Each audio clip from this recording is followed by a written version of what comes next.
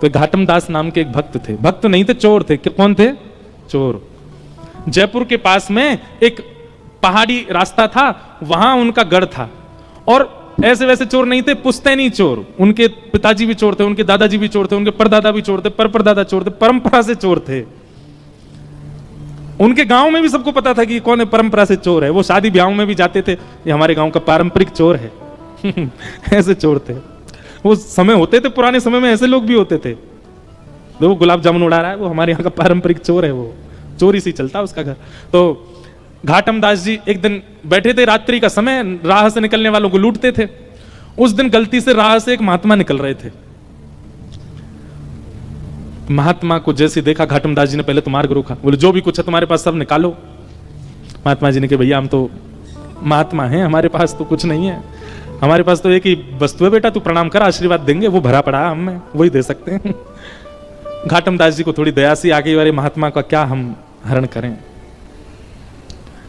बोले आप महात्मा हैं, आपको हम छोड़ देते हैं, आप चले जाओ।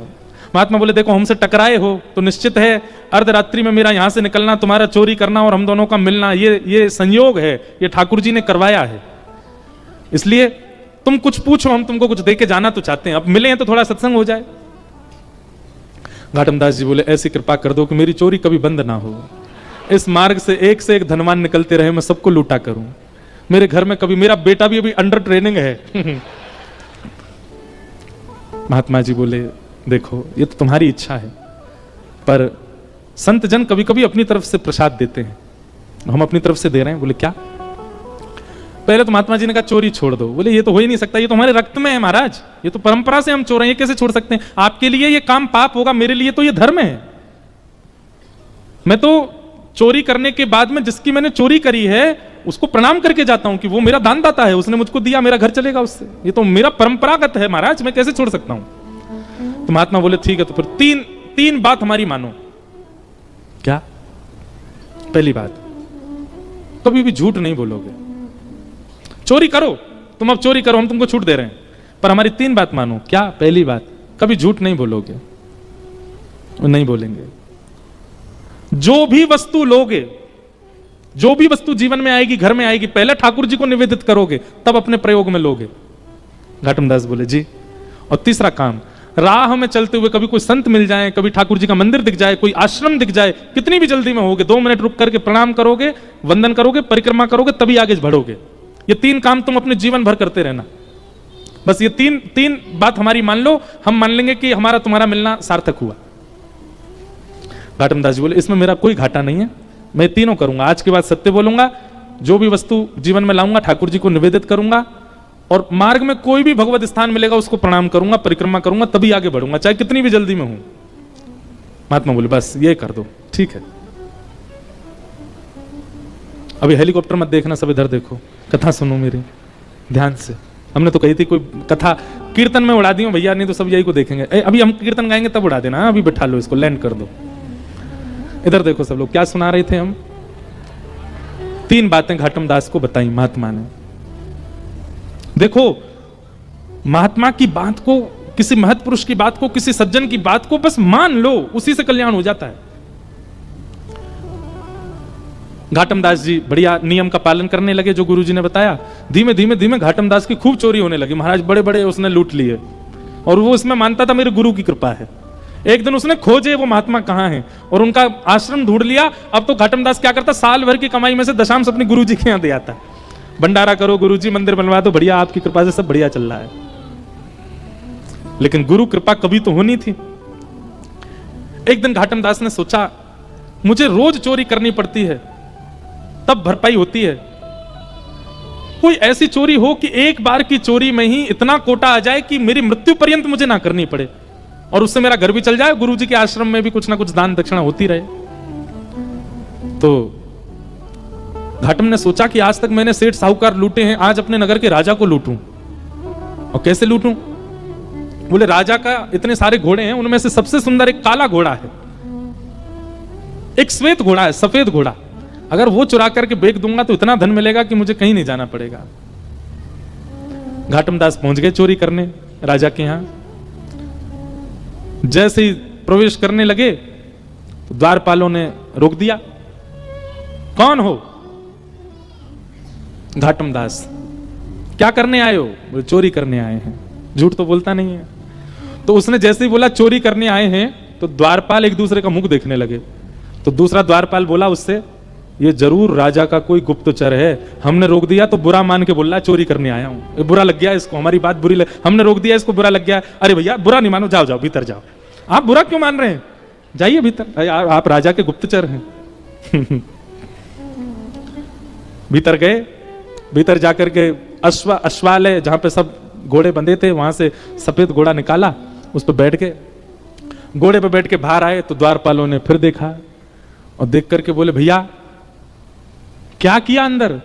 बोले घोड़ा की चोरी करी, और चोरी करके अब जा रहे हैं, इसको जाके बेच देंगे, उससे धन मिलेगा, उससे घर चलाएंगे। अरे भैया तुम बुरा नहीं मानो ना, जाओ। आप इतना बुरा क्यों मान जाते हो? आप इतना क्रोध क्यों? जाइए जाइए आप। घाटम दास मनी मन सोचे, जय हो गुरु जी, बड़ी कृपा आपकी, सत्य बोलने का क्या फल मिल रहा हमको। घाटम दास निकल गए घोड़ा लेके। सुबह सुबह 4-5 बजे का समय होगा। थोड़ी देर बाद राजा उठा। राजा उठते ही आखेट को वन में जाने का उसका मन हुआ। तुरंत वो अश्वालय में गया। वहां जाकर के उसने अपने प्रिय घोड़े को ढूंढा, नहीं मिला। सबको हल्ला किया, मेरा घोड़ा कहां गया यहां से?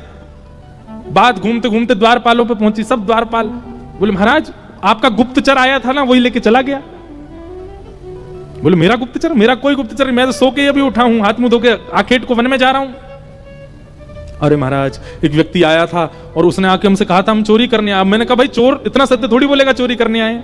और वो घोड़े पे बैठ के गया, बोला मैं जाऊंगा, बेचूंगा, धन कमा के घर वालों को दूंगा। वही लेके गया। पकड़ो, पीछा करो उसका, जहां भी मिले उसको बांध लो, पकड़ के लाओ। घाटम दास जी तुरंत घोड़ा भगा रहे थे। बोले जल्दी घर पहुंचूं, पीछे सैनिक पड़ेंगे अभी। और पीछे सैनिक पड़ ही गए थे। इतने में ही घाटम दास जी को एक राम जी का मंदिर दिखा। गुरु जी की दूसरी आज्ञा क्या थी? कभी भी कोई मंदिर, देवालय, आश्रम दिखे तो रुकना, चाहे कितनी भी जल्दी में हो।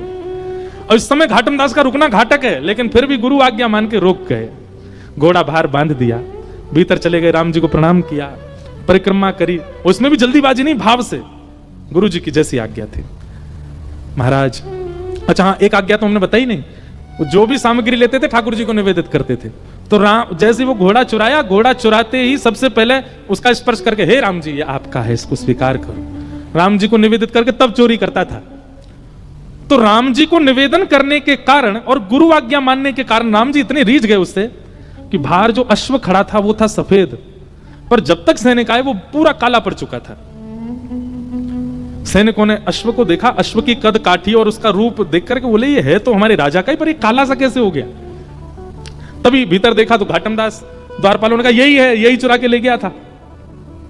घाटम दास को पकड़ के बोले क्यों भैया ये घोड़ा तुमने चुराया? बोले जी मैंने चुराया। कहां से चुराया? बोले आपके अश्वालय से चुराया। बोले ये तो श्वेत था, ये काला कैसे हो गया?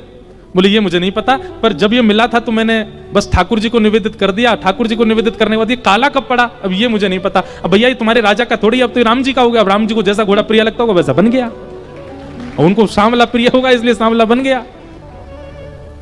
सैनिक बोले क्या उटपटांग बातें करता है, इसको पकड़ के ले चलो राजा के पास। राजा के पास लेके, राजा अपना घोड़ा देख के हैरान, बोले ये काला कैसे हो गया, ये मेरा घोड़ा नहीं है। अब घाटम कह रहा नहीं नहीं ये आपके यहाँ का ही घोड़ा है, पर आपका नहीं है, अब ये राम जी का हो गया, अभी राम जी का है, और उनकी प्रसादी में स्वीकार कर रहा हूं। सब आश्चर्य में बोले सच भी बोल रहा है और इसकी बातों पे विश्वास भी नहीं हो रहा है, घोड़ा काला पड़ गया है, क्या क्या चल रहा है समझ नहीं आ रहा। तो राजा बोला मुझे एक बात याद है, मेरे घोड़े के गले पर एक मस्सा है, यदि वो मस्सा इसके है तो ये घोड़ा मेरा है। जैसे उसका गला देखा तो वहां मस्सा था। अब सब उसको पूछा ये काला कैसे पड़ा? बोले नला के देख लो, धुला के देख लो, रगड़ के देख लो, मैंने कोई रंग नहीं पोता इस पे। राजा को विश्वास करना पड़ा उसकी बात पर। बोले ये काला हुआ कैसे? बोले मैंने राम जी को निवेदित किया था। उनकी बात सुनकर के राजा इतना प्रसन्न हो गए कि राजा ने घाटम दास जी की गुरु आज्ञा पर प्रसन्न होकर के, रीझ करके, और राजा ने उनसे कहा देखिए महाराज आप भली चोर हैं, पर मैं आज आपको एक ऑफर दे रहा हूं अपनी तरफ से। क्या? इस राज्य की गुरु पदवी खा लिया, आप हमारे गुरु बन जाओ, हमारे राज्य गुरु हो जाओ। घाटम दास जी महाराज, उनके पद भी आते हैं भक्तमाल जी में, नव भक्तमाल राजस्थान के भक्तों में। तो घाटम दास जी महाराज इतना रोए, बोले मैंने चोरी नहीं छोड़ी, और चोरी के साथ साथ केवल गुरु आज्ञा का पालन किया, और उसका फल मुझे यह मिला कि आज केवल गुरु आज्ञा से मैं एक राजगुरु बन गया। यदि मैंने चोरी भी छोड़ दी होती, दुष्कर्म भी छोड़ दिए होते और तब गुरु का पालन किया होता, तो आज एक राजा की गुरु पदवी नहीं, आज प्रभु श्री राम की गोद प्राप्त हो गई होती, वो मुझे अपनी गोद में ले लेते। ये गुरु आज्ञा का फल है। ऐसे घाटम दास जी महाराज का चरित्र सुनाया गया है।